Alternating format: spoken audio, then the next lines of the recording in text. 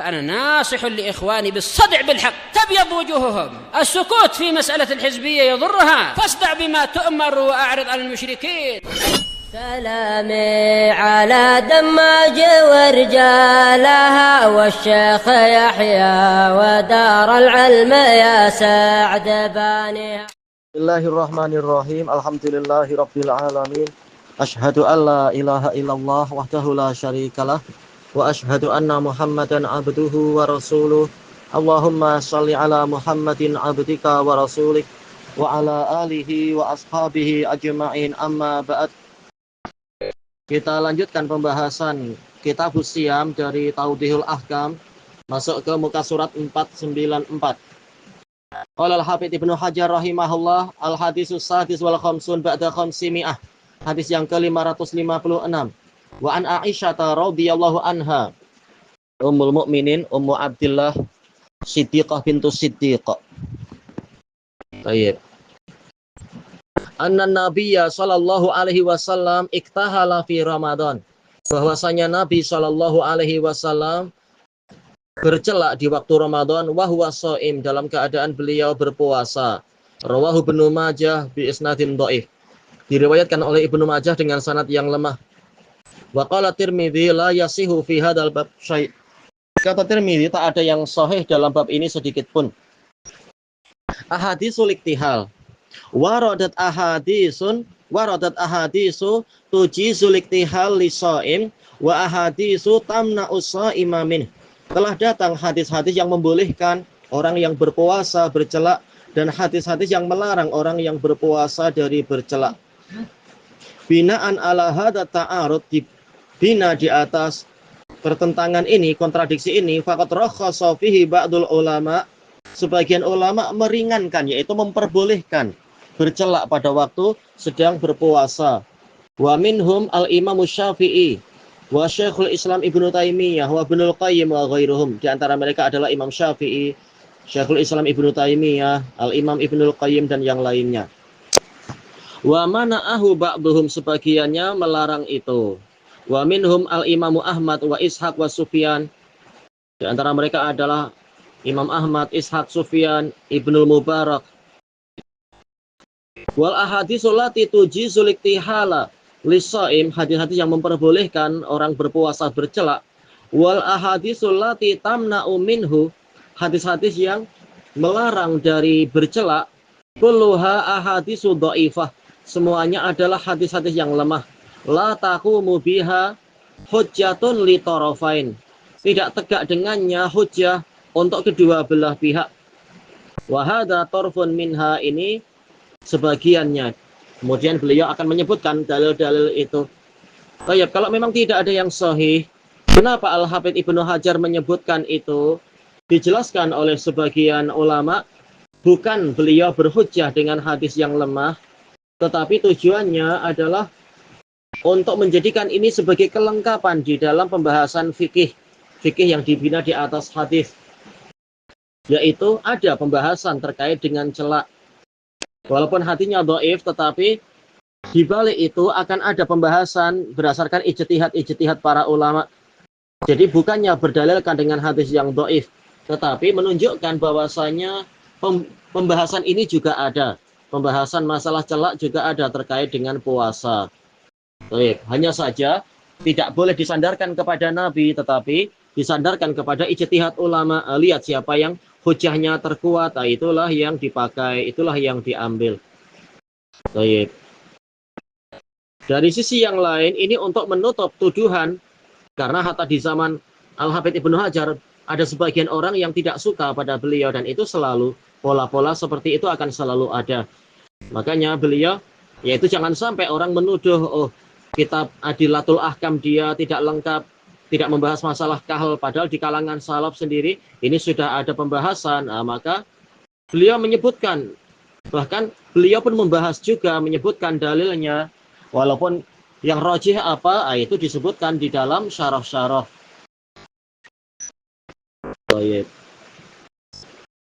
Kemudian kita lanjutkan, disebutkan oleh si pensyarahnya Asy-Syaikh Al-Bassam rahimahullah, Al-awwal hadisu Aisyah, yang pertama hadis Aisyah, anna Nabiyya sallallahu alaihi wasallam iktahala wa huwa shaim, hadis dalam bab kita ini. Qala Tirmidzi la yasihu fi hadzal bab syai', tidak ada satupun yang sahih dalam bab ini. Wa qala Ibnul Qayyim fil Hadyi, yaitu dalam kitab Zadul Ma'ad fi Hadyi Khairil Ibad, wa ruwiya anhu annahu iktahala wa huwa shaim wa la yasih, iya tidak sahih. Asani hadis Ibnu Umar radhiyallahu anhuma annahu sallallahu alaihi wasallam kharaja alaihim fi Ramadan. Rasulullah sallallahu alaihi wasallam keluar menemui mereka di waktu Ramadan, wa ainahu mamlu'atani minal ismit, dalam keadaan kedua mata beliau penuh dengan ismit, yaitu batu yang biasa dipakai untuk celak, dipakai oleh orang Arab untuk bercelak.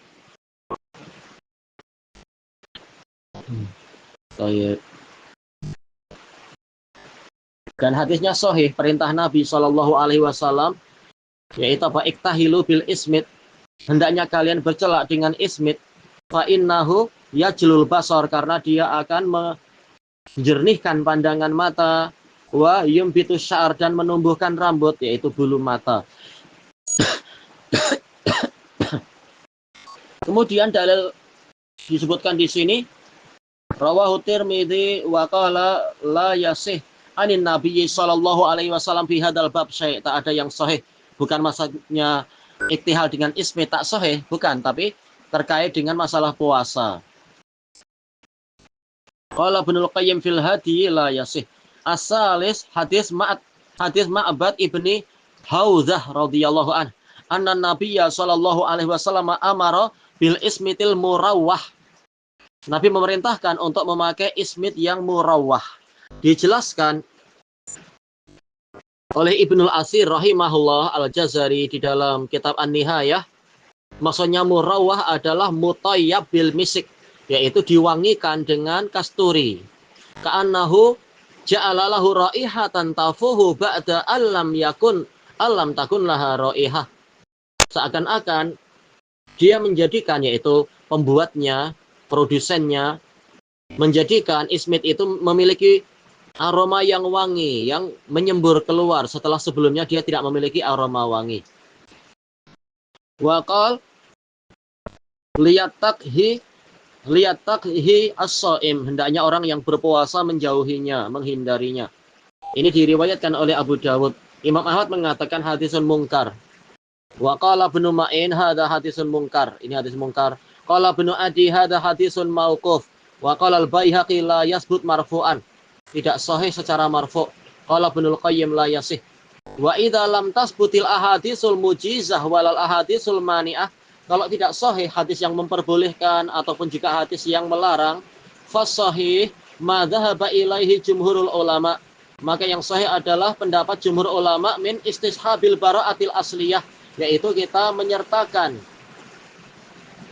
hukum asalnya, yaitu hukum asalnya adalah boleh sebelum ada dalil yang melarang, sehingga ada dalil yang melarang. Allati la nantaqilu anha illa bidalil, yang mana kita tidak berpindah darinya kecuali dengan dalil. Walaisal fil bab dalilun alal iftari bil kahl, dan tidak ada dalam bab ini dalil yang menunjukkan orang batal puasanya karena bercelak. Wallahu a'lam. Ini menunjukkan walaupun celak itu diletakkan di rambut mata, di bulu mata, dan boleh jadi ketika kita berkedip, dia sebagian partikelnya akan meresap ke dalam mata. Boleh jadi kalau dia ismit yang masih asli dan kuat, kita akan merasakan di tenggorokan kita atau di kerongkongan kita setelah ada resapan yang masuk ke mata, tapi ini tetap tidak dihukumi makan. Karena hukum syariat dan juga hukum uruf, hatta dalam hukum lughawi, tidak dikatakan memasukkan sesuatu ke mata itu sebagai makan. Makanya ini tidak membatalkan puasa.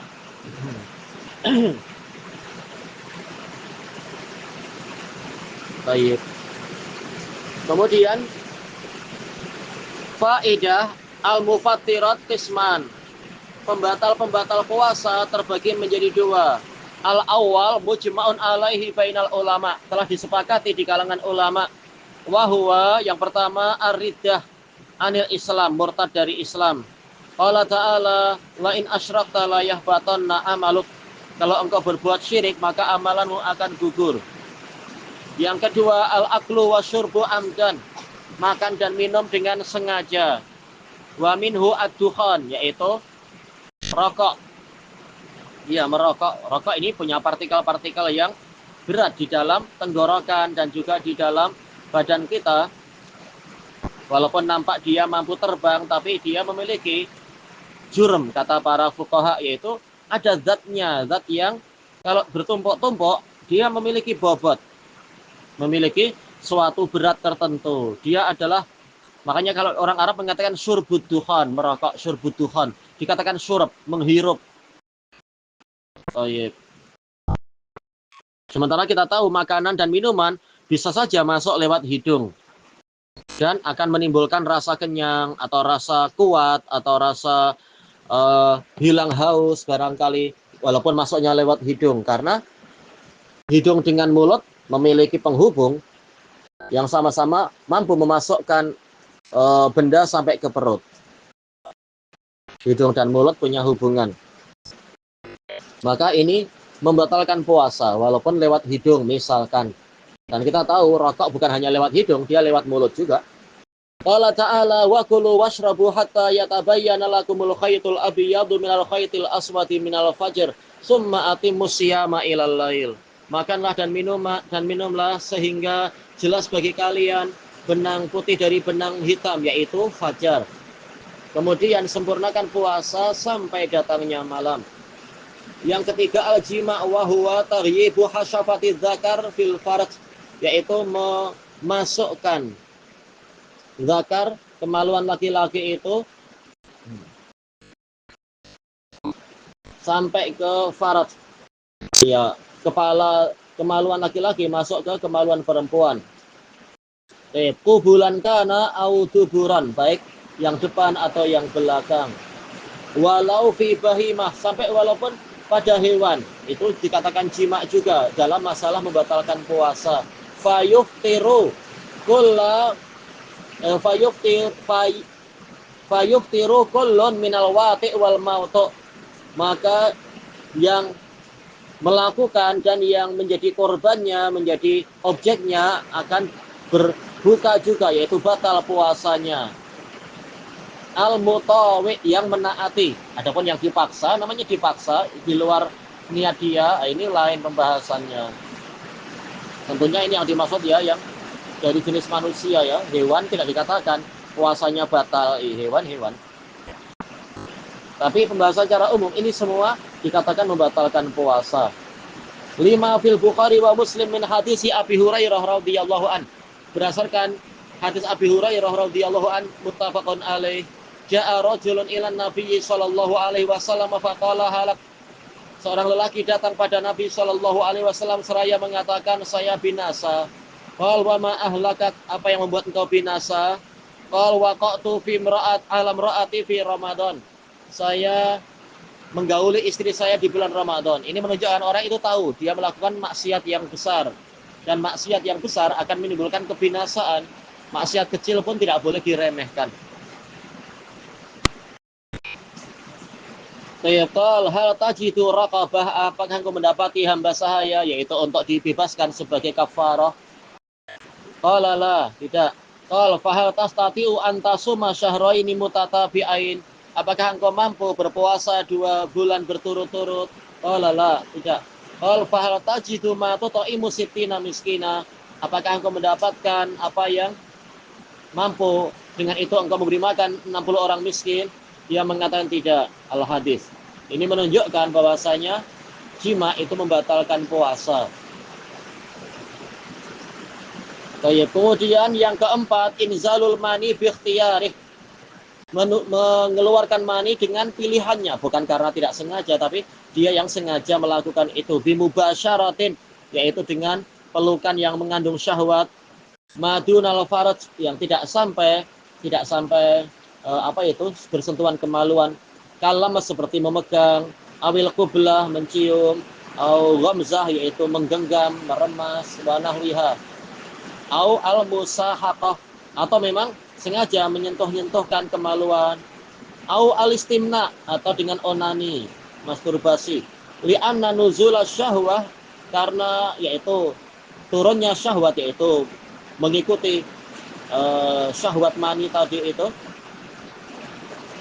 mani yang keluar dengan syahwat itu munafiyatun lisaumi wa hikmatih, menafikan puasa dan hikmahnya, sebagaimana hadis muttafaqun alaih dari Abi Hurairah radhiyallahu anhu bahwasanya Rasulullah SAW menyebutkan firman Allah Ta'ala yaitu apa tentang orang yang puasa, li'annahu taraka ta'amahu wa syarabahu wa syahwatahu min ajli. Dalam riwayat yang lain, yada'u ta'amahu wa syarabahu wa syahwatahu min ajli. Dia meninggalkan makanannya, minumannya, dan juga syahwatnya karena aku. Sekarang yang nomor 4 ini dia tidak meninggalkan syahwatnya, maka dia membatalkan puasa dengan itu. Yang kelima, khuruju damil haidhi wan nifas, keluarnya darah haid dan nifas. Jelas wanita yang mengalami itu tak boleh puasa dan tidak boleh sholat. Ini ma'ruf pembahasan itu. So, ya, kelanjutannya di masa hadapan insyaallah wallahu a'lam. Walhamdulillahirabbil alamin.